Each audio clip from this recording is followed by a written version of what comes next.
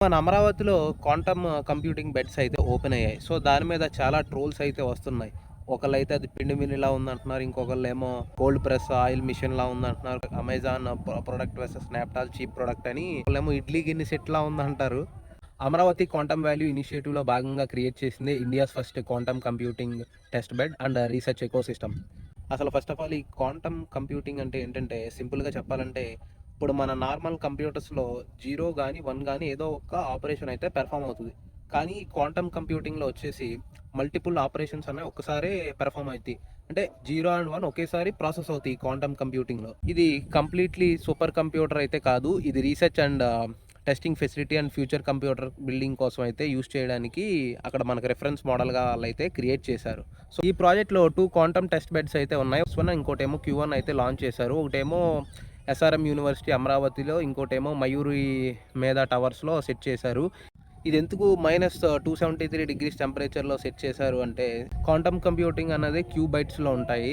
So, heat ఉంటే ఇవి vibrate అవుతాయి. సో, దానివల్ల ఆ వైబ్రేషన్ వల్ల క్యూబైట్స్ అనేవి డిస్టర్బ్ అయ్యి యాక్యురేట్ రిజల్ట్స్ అనేవి ఇవ్వవు. సో, సమ్ ఎర్రర్స్ గానీ, లేకపోతే డేటా మిస్ మ్యాచెస్ గానీ ఇవన్నీ వస్తాయి. సో, అందుకే ఆల్మోస్ట్ అబ్సల్యూట్ 0 టెంపరేచర్స్‌లో ఇదైతే వర్క్ చేస్తది. అప్పుడు ఎన్విరాన్మెంట్ కూడా దానికి స్టేబుల్‌గా ఉంటది. రోల్స్ చేయడం ఈజీ. కానీ క్వాంటమ్ కంప్యూటర్‌ని తేవడం ఎంత కష్టమో తెచ్చిన వాళ్ళకే తెలుస్తది. ఇప్పుడు multiple jobs, crores of jobs create చేసేస్తాయి అంటే చెప్పలేం.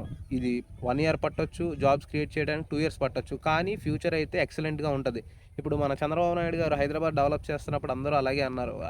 అక్కడెవడుంటాడు హైదరాబాద్‌లో ఈ ఐటీ జాబ్స్ ఏంటి, అవేంటి, ఇవేంటి అన్నారు. ఇప్పుడు ఆయన విజనరీ అంటున్నారు. ఈ న్యూస్ రియల్ లైఫ్ ఎగ్జాంపుల్‌లో చూస్తే కూడా ఒక గూగుల్ మ్యాప్స్ చూసుకున్నాం అనుకో ఫర్ ఎగ్జాంపుల్ నార్మల్ కంప్యూటర్‌లో ఒక రూట్ చెక్ చేస్తది. కానీ ఈ క్వాంటమ్ కంప్యూటింగ్‌లో ఒకేసారి మల్టిపుల్ నంబర్ ఆఫ్ రూట్స్ అన్నది చెక్ చేస్తది. మనకిప్పుడు ట్రాఫిక్ ఉందా లేదా మొత్తం అన్నీ ఆ వెదర్ కండిషన్స్ అన్నీ ఒకసారే చెక్ చేస్తది. ఇంకొక ఎగ్జాంపుల్ ఏంటంటే మనం మెడికల్ ఫీల్డ్ తీసుకున్నాం అనుకో, ఒక కొత్త మెడిసిన్‌కి మల్టిపుల్ కెమికల్స్ అన్నాయి టెస్ట్ చేస్తారు. సో, 1 బై 1 చేస్తాయి మామూలుగా అయితే. ఈ క్వాంటమ్ కంప్యూటింగ్‌లో వచ్చేసి మల్టిపుల్ కెమికల్స్ అన్నీ ఒకేసారి టెస్టింగ్ అయితే చేస్తాయి. సో, రిజల్ట్స్ కూడా అంతే యాక్యురేట్‌గా అండ్ స్పీడ్‌గా వస్తాయి. అండ్ ఇది వెదర్ అప్డేట్‌కి కూడా వాడతారు. ఇప్పుడు మనం చూస్తే మనకి వెదర్ వచ్చేసి ప్రాపర్‌గా ఉండదు. ఇప్పుడు మనకి వర్షం పడద్దు అంటాడు కానీ పడదు, ఎండ కాస్తది. సో, ఈ క్వాంటమ్ కంప్యూటింగ్ రావడం వల్ల ఏమవుద్దంటే మనకి డేటా అన్నది కూడా శాటిలైట్ నుంచి యాక్యురేట్‌గా డేటా అన్నది స్టోర్ అయ్యి అనలైజ్ చేసుకొని మనకు ఆ డేటా అవుట్‌పుట్ అయితే ఇస్తది. నార్మల్ కంప్యూటర్ రీప్లేస్‌మెంట్ అయితే కాదు. ఇది ఒక అడ్వాన్స్డ్ ప్రాబ్లమ్ సాల్వింగ్ సిస్టమ్. ఒక క్రిప్టోగ్రఫీ గానీ, ఏఐ డెవలప్‌మెంట్ గానీ, రీసెర్చ్‌కి గానీ, లేకపోతే ఒక స్పేస్ సెంటర్‌కి గానీ, లేకపోతే ఒక స్పేస్ స్టడీస్‌కి గానీ ఇదైతే చాలా ఉపయోగపడుతది. ఇప్పుడు మెయిన్ ఇంపార్టెంట్ పాయింట్ ఏంటంటే cooling. Quantum system extreme sensitive. అంటే హీట్ ఉంటే యాటమ్స్ అన్నాయి వైబ్రేట్ అవి. ఆ వైబ్రేషన్స్ ద్వారా ఎర్రర్స్ అయితే వస్తాయి.